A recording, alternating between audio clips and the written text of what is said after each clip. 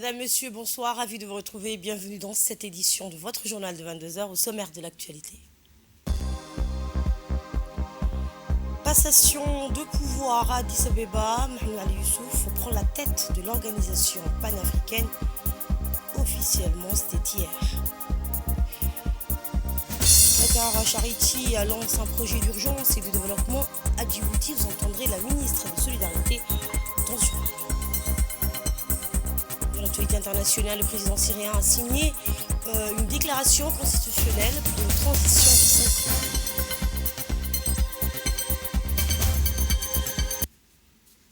Et nous entamons cette édition avec cette passation de pouvoir à la Commission de l'Union africaine, direction Addis Abeba. Une nouvelle page s'est tournée à la tête de la Commission de l'Union africaine lors d'une cérémonie solennelle organisée au siège de l'organisation panafricaine. Mohamed Ali Youssouf a officiellement pris ses fonctions de président de la Commission, succédant ainsi au Tchadien Moussa Faki Mohamed, qui a donc dirigé l'institution pendant 8 ans. L'événement, empreint de symbolisme, a rassemblé plusieurs chefs d'État et dignitaires africains. Dans un discours, Moussa Faki Mohamed a transmis le flambeau à son successeur en saluant son engagement et son expérience diplomatique.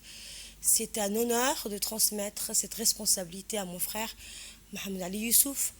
J'ai eu le privilège de servir l'Afrique dans des moments de défi et d'espoir, et je suis confiant que son leadership portera notre continent vers de nouveaux horizons, a-t-il déclaré.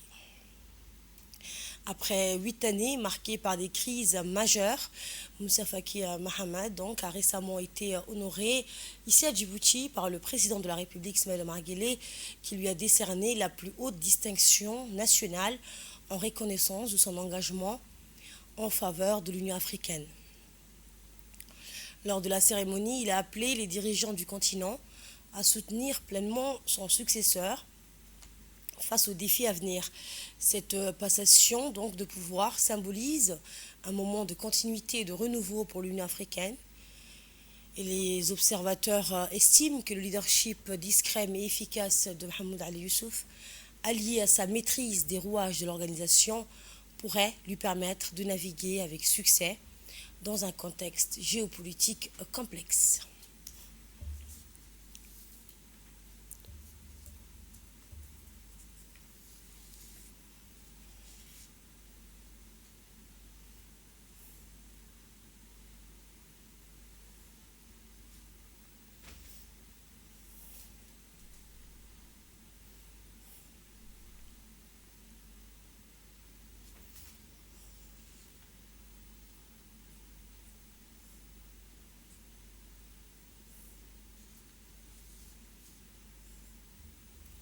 Écoutons à présent l'allocution du nouveau président de la Commission de l'Union africaine, Mohamed Ali Youssouf.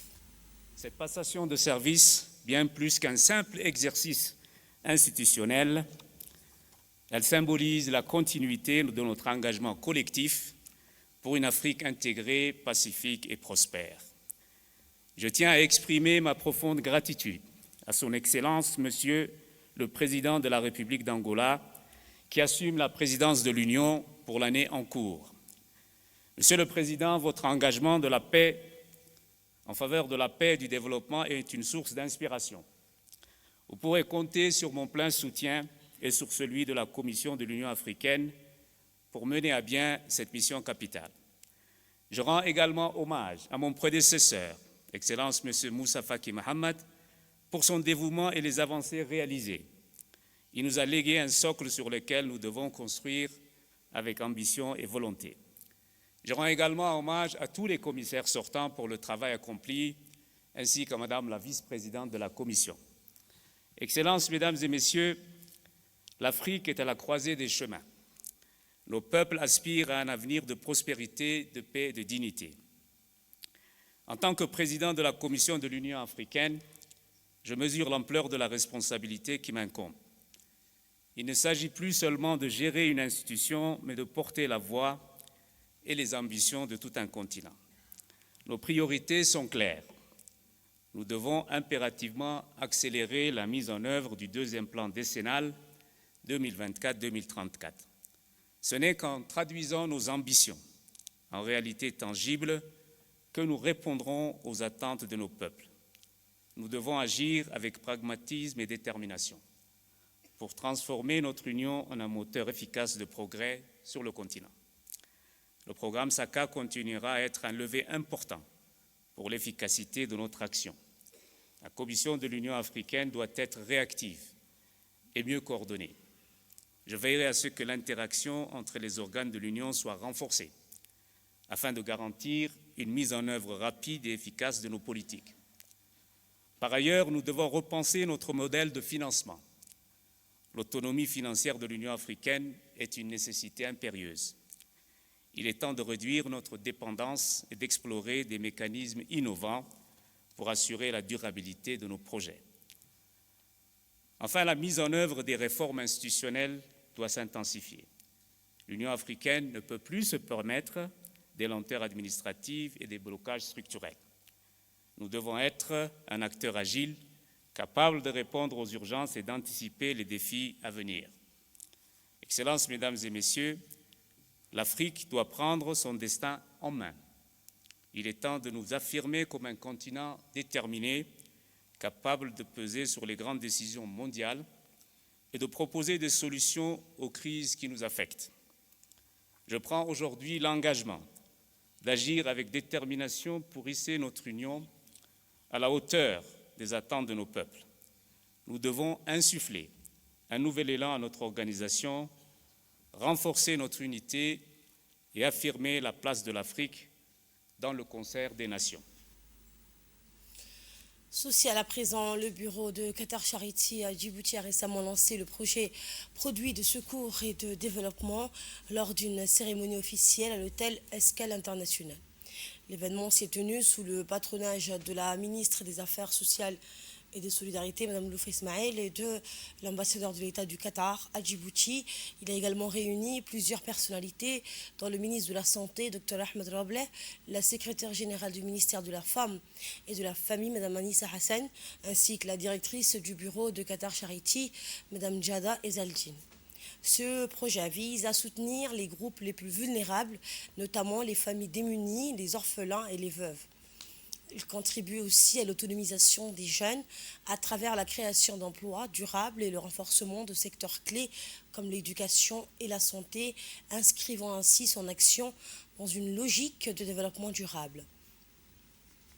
Un volet particulier est dédié aux personnes en situation de handicap avec la mise à disposition d'équipements adaptés pour faciliter leur mobilité et améliorer leur quotidien.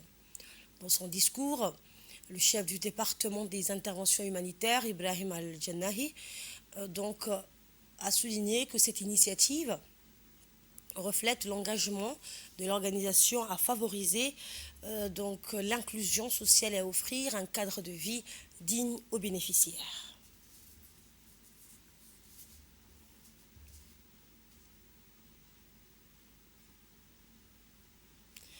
Intervenant à son tour, la secrétaire générale du ministère de la Femme et de la Famille, Mme Anissa Hassan Bahdon, a insisté sur l'importance de l'autonomisation des femmes veuves, un axe stratégique pour son ministère. On l'écoute. C'est un honneur pour moi d'être devant vous aujourd'hui pour participer aujourd'hui à cette conférence de remise de dons et de biens de Qatar Charity. Le ministère de la Femme et de la Famille va recevoir aujourd'hui un don de 35 machines à coudre, de 15 moulins pour les céréales avec des moteurs à essence et 55 ustensiles de cuisine qui seront destinés à la restauration des jeunes filles qui sortent du CASAF. Une première à Djibouti afin de répondre au l'ODD 5, un des objectifs du développement durable. Pour rappel, l'objectif de développement durable, l'ODD 5, a pour objectif principal à l'atteinte de l'égalité entre les hommes et les femmes, à l'autonomisation de toutes les femmes et filles. Il vise à mettre fin à toutes les formes de discrimination et de violence contre les femmes et les jeunes filles dans le monde entier. Les cibles sont la lutte contre les discriminations et contre les violences faites aux femmes. Ces matériaux permettront aux bénéficiaires de s'émanciper économiquement et de produire et de contribuer ainsi à les sortir de leur précarité, mais aussi de favoriser leur indépendance financière. De son côté, la ministre des Affaires sociales et de la Solidarité, Mme Loufa Ismaël Abdo, a souligné la dimension stratégique de cette initiative qui s'inscrit pleinement dans les plans de développement social de Djibouti et renforce la résilience des communautés face aux défis économiques. On écoute la ministre. Pour moi, un grand honneur et une immense joie de présider cette cérémonie de remise de dons de matériel destinée aux ménages vulnérables de la capitale, mais également ceux des régions. Ça se passe une semaine après donc, la signature de l'accord de partenariat entre notre ministère et Qatar Charity. Excellence, Monsieur l'ambassadeur, permettez-moi de prime abord de vous féliciter d'une part de l'excellence des relations qui nous unit avec votre pays et également sous le leadership éclairé du président de la République, son Excellence Ismaël Omar Guelleh, et de l'émir du Qatar, son Altesse Cheikh Tamim Ben Hamad Al Thani, et de vous exprimer d'autre part ma profonde gratitude pour ce don qui témoigne de la bonne collaboration entre mon département et l'ONG Qatar Charity.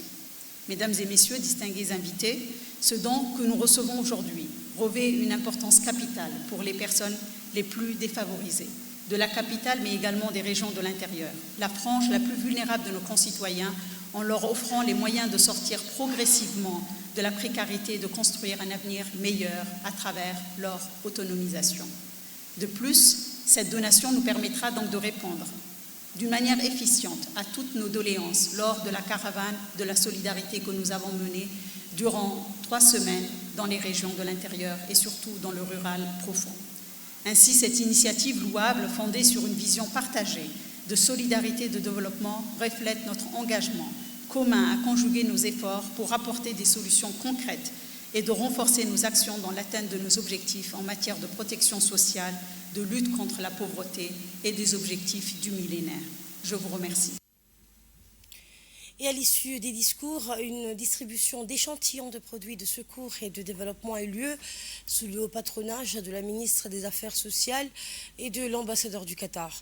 Le projet comprend notamment des centaines de tentes pour réfugiés, 2900 filtres à eau et 300 systèmes de filtration, 900 lampes solaires et 900 kits de cuisine, 200 machines à coudre, 100 fauteuils roulants électriques et 600 manuels, 120 tuk-tuk à 3 roues et 1000 tables et chaises scolaires. Avec de telles initiatives, Qatar Charity renforce les chances d'un développement inclusif et durable, apportant des solutions concrètes aux populations les plus vulnérables et ouvrant donc de nouvelles perspectives pour améliorer leur quotidien.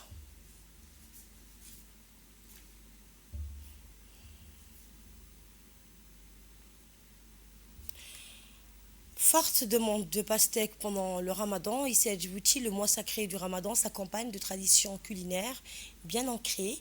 Parmi les aliments les plus prisés pour l'iftar, le melando, bien plus connu sous le nom de pastèque, occupe une place de choix, apprécié pour ses vertus hydratantes. Ce fruit aide à compenser la perte de liquide après de longues heures de jeûne. Avec l'arrivée du ramadan, la consommation de pastèques connaît une hausse significative à travers le pays. Servie en tranches ou sous forme de jus frais, elle est souvent accompagnée de dattes et d'autres boissons pour rompre le jeûne. Sa popularité dépasse largement celle d'autres fruits comme les oranges, les bananes ou les pommes. Cette forte demande profite également aux vendeurs ambulants, particulièrement présents dans les zones animées de la capitale, notamment au grand marché de Riyad, principal centre d'activité. Pour beaucoup, cette période représente une opportunité de revenus supplémentaires. Aliment incontournable de l'iftar, donc à Djibouti, la pastèque est souvent consommée en début de repas pour apaiser la soif et rafraîchir l'organisme avant de passer aux autres nourritures. Riche en vitamines et en minéraux, elle contribue aussi à l'équilibre nutritionnel. Autre information, le camp de l'armée Bi'as d'Ali Sabié a accueilli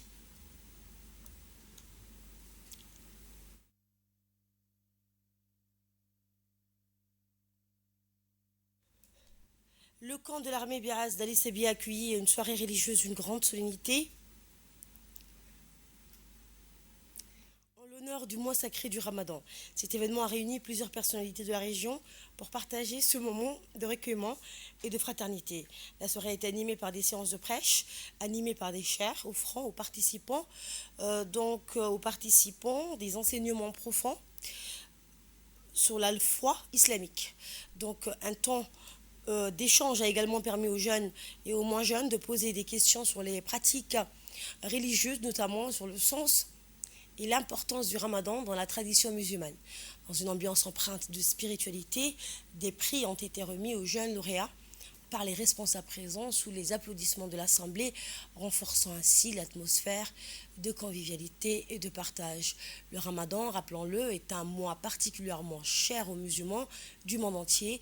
Il marque un temps de jeûne, de prière et de solidarité, permettant aux croyants de se rapprocher de Dieu tout en développant la compassion envers les plus démunis. Le tournoi de Ramadan 2025 organisé par le secrétariat d'État chargé des sports en partenariat avec CAC Bank bat son plein à PK12 Place, attirant chaque soir une foule enthousiaste et passionnée. Véritable tradition sportive, cet événement fait vibrer le quartier au rythme de rencontres intenses sous une ferveur populaire exceptionnelle. Dès les premiers matchs, les équipes engagées ont affiché une détermination sans faille, livrant aux spectateurs des duels acharnés et des moments d'intensité pure. La compétition est rude et chaque victoire se décroche dans une ambiance électrique portée par des supporters déchaînés. Mais au-delà du spectacle sportif, le tournoi est aussi une occasion unique de rassemblement pour les habitants de PK12 qui célèbrent ensemble les nuits du mois sacré du Ramadan dans une atmosphère conviviale et festive. L'événement a reçu le soutien des autorités avec la présence d'une délégation du secrétariat d'État chargé des sports conduite par le directeur général adjoint Ahmed Ali, venu encourager les joueurs et saluer cette initiative qui dynamise la jeunesse locale.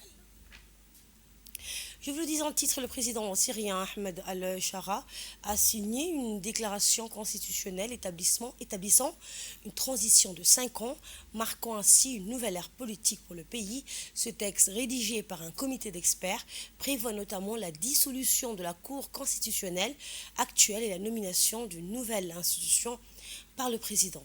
Il garantit également l'indépendance de la justice et confie au Parlement syrien le pouvoir de statuer sur d'éventuelles limitations des prérogatives présidentielles. Et c'est ainsi que prend fin cette édition. Merci de votre attention. Très bonne suite de programme sur Télé Djibouti.